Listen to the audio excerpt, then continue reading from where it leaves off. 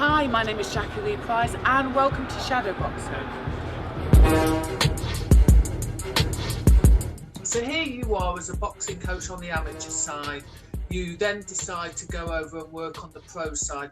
Just explain to me the difference between the training. So what the coach's path that you have to take to amateurs versus the coach's path you have to take for the pros. I've had a license for a pro license. I'm not going to lie. I've had one for about 8 years. Never used it for the first 2 or 3 because there was that witch hunt that if any amateur was deemed to find they had a pro license, it'd be taken off you. Then a few years ago, apparently you can have a pro license, but you need to be AIBA starred as an amateur coach, which I've got as well. So I believe I'm covered at all angles. Jackie, in my own terminology, watching an amateur coach, a great amateur coach, with a pro coach, there are a lot of differences. But when a pro starts off, they still over 4 rounds. They're still boxing like an amateur. They're not, they're not slowing down just yet. 4 rounds is just over within a blink of an eye. Like how I discovered when Benko and Ralphie, the first lot that went over with me, it's just like an amateur bout with that extra round. He's trying to. All it involves with is you work with that individual. More so, there's more quality time. I mean, people turn around and say this thing about pro coaches head and shoulders above amateur coaches. Really? Okay then. Well, if that's the case, I'm just going to pick someone at random. That's all. I'm not. It's not a witch hunt. Well, I'll tell you what, Angel. Why don't you come to my club and I run 2 sessions a day. We're calling out people. No. What I'm saying, I'll just do someone off the top of my head. Well, I'm a good get, right? So what I'm saying, Angel, Adam, anyone, why don't you come to my club? And basically, in the first session, there's 35, 40 boys and girls. Set me a program, a session, and then straight after that, with the elites and the development boys, sent me a session. I think the amateur code is more difficult. I really do. And that's my opinion, because I'm in that gym 5-6 days a week. When the pros are boxing, well, when they box in their 7-8 week camps, that's how long you've got them for. Once they've boxed and they've finished, then you don't see them again until such time that they're ready to box again. Then they come back, and then you've got to work with this day and age now, everyone's working with a strength and conditioning coach. I think after 30 years, I'd know what I'm talking about using, strength and conditioning. I've done my university. I've done my anatomy and physiology and things like that. But I know how change, though. Things do change. Things have changed. It's become more scientific. But Jackie, did Muhammad Ali, Sugar Ray Robinson, strength and conditioning coaches, nutritionists? Well, we're all entitled to our opinion. I personally don't think there's anything wrong with that. That's what being old school's all about. Yeah. It's proved me. Listen, it hasn't proved me wrong, because at the end of the day, I've not. There's nothing for me that needs to be fixed, because nothing's broken. I've had success at the moment with what I've had. I've 5 or 6. I've got 6 current pros at the moment. Soon to have a few more. And they just like my style of coaching. Yeah, I don't coach them like amateurs, but at the same time, I just sometimes feel that certain amateur coaches do not warrant the respect from pro coaches, because they are, I've created a world champion. No, but you were given that world champion. He was handed to you on a plate. All you've done is like a rough diamond. You just polished the edges. Amateurs these guys walk in with feet at 10 to 2. Yeah. And the fundamentals always. I always respect the amateur coach, because they're the ones that teach the basics to these guys. And then when but like with me, I've, 7 days a week, I've got the amateurs the pros during the day, early afternoon, and then I've just got a little break, and then all of a sudden I go into the amateurs in the evening, and I see a lot of these coaches that are on there, and they're getting a good pat on the back because of their work ethic, and I'm thinking, but you've only been around for a few years. What have your achievements been? I still think that people turn around and say about someone who's turned pro, he should never have turned pro, he should have stayed amateur. Well, why can't we say the same thing about pro coaches? Go and learn your trade. Go into an amateur gym. You know, the likes of, I have a lot of respect for like Grant Smith. You know, Pro-Am. Charlie and Billy Rumble. Pro-Am. I can see your finger. Hold on one sec. I can see your finger. Yeah. That's Sorry. it. No worries. You know, Charlie and Billy Rumble, Grant Smith. You know, Kelvin Wing. Lionel, Pro-Am. And they're successful at what they do. So, firstly, I don't have I don't think there's a problem with people that want to just do professional boxing coaching. I don't think there's a problem with that at all. I think I'm understanding what you're saying is that, you know, sometimes, and I think it's the same with boxing as well, as in the boxers, there is a presumption that if you're amateur, whether that's a coach or whether a boxer, that sometimes means you're less than a pro boxer or a pro coach. Is that what I mean? It's how you're made to feel. You know, I've heard. Now, I think this is more so from, I hate the word jealousy, and you know, like green-eyed monsters, etc. So basically, I've been what's the word?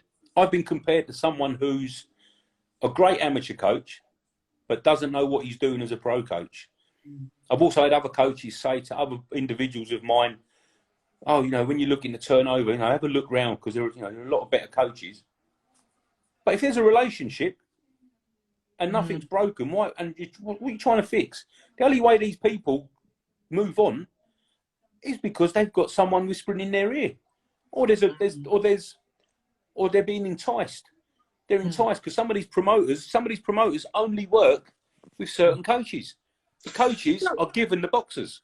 So with respect to that, let's just talk about that for a second, because obviously I understand that when you know, boxers leave for very, very many different reasons, and I can understand any coach that's gutted about that if it's not done in the right way. So if someone will go, "Thank you very much, you've done a lot for me, but I'm choosing to move on," etc. Wonderful. Human nature, isn't it? This day and age. Well, human nature. But what about? But what's this thing you're telling me about? Because it's quite interesting for the outsider that certain boxers, certain promoters will only work with certain boxing coaches. So therefore, it's kind of out of your hands, then, isn't it? Absolutely. I've got no. In the amateur world, I'm like the oracle in terms of the amount of phone calls I get. Oh, Sab, we've got so and so next week. Can you tell us a bit about it? Can you know, what's your opinion of this? Shall I take this bout? I've even had, and I won't mention any names, I've even had pro coaches contact me saying, I've been offered so and so. What can you tell me about him? I'm thinking, in a polite way, you go and do your own research. Go and do your research. Go and do your own research. Go and sit in an audience when they're boxing next, and then make your decision. Don't just because he's given you on a platter. And that's what annoys me. I've been told, again, not mentioning names, I had a boxer who basically was great. Could have gone on to better things. I never ever considered that he would want to train with me, because I thought after I achieved what I did with him, he'll go on to better things. And he had the potential to go into better things. But do you know what the condition was? If he went, he had to go and work with their coaches. And he turned around and went, sorry, he goes, why is it that I have to do that when this guy's taking me where he has? And we work together well, we get on together. And because of that, they retracted the contract. It's interesting you say that, because you know, we know how this relationship needs to work. It needs to be bigger and better than just being a coach. Like you mentioned earlier, it's being the, you know, the mentor, being the brother, being, you know, the mum, being the, you know, psychiatrist, and then to sort of take away that comfort blanket from the boxer. I mean, yeah, that's crazy. Jackie, it's business. That's you know what? That's what I've been told. Sorry, Sab, but it's business. You're a great coach, but it's business. And I can't stand up to them kind of people. You know, I watch a lot of Twitter. I go on Twitter and I watch a lot of these live debates and things like that. And I've been told as well, the problem with me is that I've been told that I need to be ruthless. But I'm honest. I'm honest, and that's why I've been successful, because I've been honest and upfront. But now they're asking me to paint a different picture of being ruthless, be a bit more, calling, like call. I didn't, when I said that about Angel, it just came in my head. It wasn't. I haven't got a thing about the guy. It just came to my head. As in Angel. So, but it could have been Joe Bloggs, anyone. But I don't want to do that. I don't want to come on here and say, you're shit. That one there, he's crap. I'm the best. I'm not that way inclined. Yeah. I'd rather let the boxer box, win, and the result speaks for itself. At the moment, I've got a smaller stable, but they're a mature bunch of adults, And Sherelle to me is like she calls me dad, embarrassingly. I'm not going to call her my daughter. but there's so much love and respect there, loyalty. Jahid, Jahid is an up and coming boxer. Yeah. And what I'm going to enjoy about that is the journey. He's focused, he's switched on, he's training every day, at home in self-isolation. Connor, tall ginger Connor, who's, he took time out to be a fireman. He's working ever so hard. He's maturing, and he can whack. And he's 7-0, and he can cause some trouble as well. So, Charlie Kelly was meant to make his debut, but he sustained a shoulder injury, so that's obviously pending. And then we've obviously got John, John coming through. But then I'm just as excited now with the ones the ones that are not ready to turn over yet, but eventually when they do. But then this is where I consider, well, what happens for him to get a better deal? Is he going to stay? Is he going to get taken off me? And I'm thinking, why? And people say that to me. Why? You're just as good and as good as coaching as any of them. So why is there no? Don't understand. Why is there? There's nothing there for you in place for someone to phone you up and go, hi Sab, so and so from such and such. We're looking at you to, Yeah, I don't get it. I'm intrigued as to how does that work. I don't know. How do you get into that position? Is there like I don't know a management team for coaches or something? Whispers and recommendations, etc., etc. So I'm happy with what I've got. Yeah. As I said, I don't need to go on Twitter and call people out and I'm a better coach. That's not me. That's not me. Yeah. The results speak for themselves. I'm happy in my own little bubble. If anything exciting comes and anyone comes up to me and can we work together, etc., that's me. I don't like turning people down. I'm that kind of guy. I find it a challenge with anyone that I coach. There's a lot of people out there that show a lot of respect, and I respect them back. But I don't, that's what I believe anyway. I believe there are certain promoters out there that just stick with certain coaches. It works, I suppose. But then, so almost it's like it then becomes a closed book, though, doesn't it? So it's a little bit like, my understanding is, the small hall promoters, those kids there, they box to a certain level. They try to make their way through to, the next we're talking level. about the next step up. I mean, the small hall shows are not a problem. There's some great promoters there. Mo Pryor, Steve Goodwin. Yeah. They're good promoters. They're boxers. Great. Oops. Them boxers get great opportunities, and scope to box. But what's at the back of the mind of a boxer. He wants to be on the O2s and the those kind of venues. And then the only way forward is obviously sustain, keep that record, get unbeaten, make a name for yourself, knock someone else, get it on Twitter. Then before you know it, someone will probably tap into you. Great, we'd love to sign you on this condition. What's that? You come and train with our boys. And you get rid of Sab. Yeah, there you go. I didn't want to say it. That's all right. Listen, I'm used to it anyway. So it's not a problem. I've had the Dear Johns all the time. It's the story of my life, especially in the last 6 months. So it is what it is. What I wanted to ask you, because obviously you've been around a long time, in terms of your amateur, the amateurs you've worked with, Who have you worked with and thought they weren't going to go all the way, and then they've completely surprised you? They weren't gonna. Wasn't going to. What, only in the amateur code, or moved over to? No, in the amateurs at the moment. How long we got? No, one. So Um, like when they get in the gym, Sam. I think sometimes what I've done. I'll tell you one. I don't think he'll mind me saying it, because I didn't know where he was going to go, and he turned his life around. George Crotty came to me from Stevenage, and was a very successful amateur before he came to me. And the first contest for us was a semi-final, the CYPs against Daniel Woolwich. George believed all he had to do was just turn up and was going to beat him, because he's beaten him already. He got beat, and it was a bit of a shock to him. I didn't think I was going to see him again. He came back, he knuckled down. We went to Sweden, to Denmark, won a couple of low-profile box cup tournaments. Then he was filtering in and out of the gym. Then he won the CYPs. Then didn't train properly for the ABA Elites. And in the first season, he lost to Adam Harper.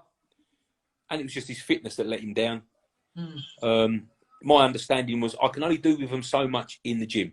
When they're out them doors, it's not down to me. True. You know, I can only tell them what to do. And he came back, and then he worked hard, and he had some great sparring, and I felt he's turned the corner. And then the following year, same again. He had a virus. He concealed it, and he was beaten in the pre-quarters. But you know what? He knuckled down. He went and joined the Marines, the Royal Navy, you know, and he flourished. He won, you know, he lost in the semi-finals the first year for him, but then the following year, he won them. And then he got put onto GB, and now he's gone on not podium potential, he's on the podium. And what I love about the guy is that when he's not there and he can't get down to the base, he comes to the gym and just trains with us. And Nice. I genuinely thought after them sort of disappointments and the messing about because of that age, you know, he turned the corner, he went into the Marines. He's going to be a superb pro. His work rate is just phenomenal. Absolutely phenomenal. And he hits hard, you know. Look at his style, and he's very loose and elongated. But, you know, he does pack a punch, and I'm so glad that he's got onto the podium now. He's brilliant. He was under pressure because what he didn't tell me was that last tournament that he went to, he had to box 5 times to win that gold. If he didn't medal, he was out. He was being released. Yeah. So he was superb, and I'm just so glad that for me is it's nice. I mean, don't get me wrong, he still officially belongs to the Royal Marines. I'm not saying he's my boxer, but you know, in the few years that he was at my gym, and seeing that rise and then the dip and then the rise, then the dip, and then it sort of got stagnant, and then to resurface to do what he done, win the ABAs, box for England, stroke then to GB. Yeah, brilliant. It's not that anyone can do it, but it's there for a purpose. If you have a purpose in the amateur code, go for it. But a lot of people these days, they want to turn over straight away, Jackie. But what about the person that you've had? You've worked with them. Everybody's talking about how amazing they are. They're kind of, you know, really being held as the next best thing. Yeah. Who has been the most? I don't want to use the word disappointing, but hasn't reached their full potential. They hadn't reached their full potential because they just decided to stop. Yeah? Could be. Oh. Could be stop or just, I don't know. Chris Webb. Boy called Chris Webb. He had a phenomenal jab. If you said to me, pick out of everyone that's walked into your gym, pick a component of each one's body and make it into a complete boxer, he would be orchestrated with the jab. The kid was great. He was great. I just thought he was going to go on to better things. And it's not that he went off the rails or anything. He just work. You know, amateurs around you don't get paid to box. You enjoy the sport, but when you have a family and you've got to work, priorities take over. And he could have gone a long way. But honestly, Jackie, without being I'm not boasting or anything. I can rattle off so many names. Some are household names that people think, oh, whatever happened to him? Some are like, I've never heard of him before. Yeah. But genuinely, there's just so many. And I've got to say, I'm blessed with the fact that, you know, we're a club up in Hertfordshire, and I know full well that had it's obviously the parking and everything like that where we're situated, but also travelling to get to us. Yeah. If it wasn't so difficult, I know I'd have more people in there, because I'm getting calls and texts all the time. And for me, it's nice that they want to come and work with us. I won't say me. It's not all about me. It's about the team of coaches that I have. So it's nice to work with us as a team, because but straight away we always get the odd. I don't call them a bad apple intentionally, but the ones are up there just for themselves. The ones that are there for the ride, not for the journey. Yeah. I could spot them a mile away. You know, at the moment there's such a good togetherness up there that it's just great. And we were on a bit of a roll with these youths before the incident occurred at Coventry. You know, we had 4 to the semis, and there was such a buzz of, you know, that weekend. And then just before they boxed, the incident forced the venue to close down, and we had to wait a couple of weeks. So it was again getting them back, ticking them over, taping them down again. And then we got through to the final, which was a great achievement. John went on to win, and now, you know, John now has been sort of scouted by SJAM. So you know, it's great for him, great for the clubs. Sam came into the gym and sort of looked and thought, wow, you know, he said, for me outside it looks like a TARDIS. When you come in, I just didn't realise this building was how big it is, and we've got plans to you know, to make it better. And if my phone is about to die, hold on, what is going on here? Sorry, my darling. That's yes, all right. I think my phone is about to die. Yeah, I mean, I'm hoping that we get back to boxing really soon. Yeah. Keep your chin up though, and just which one? Look, staying in lockdown. Look, which one? This one or that one? Are you going to be hitting the wine tonight? No, I finished that bottle off yesterday. Oh, did you? Oh, okay, do you know what? Chilled red wine just doesn't agree with me. But what else can you do? I've done everything else I can do. So yeah. But no, we're just looking forward to getting back in the gym and just cracking on and just go with the flow. What's nice is you're getting a little bit of time to yourself, Sab. So keep your head together.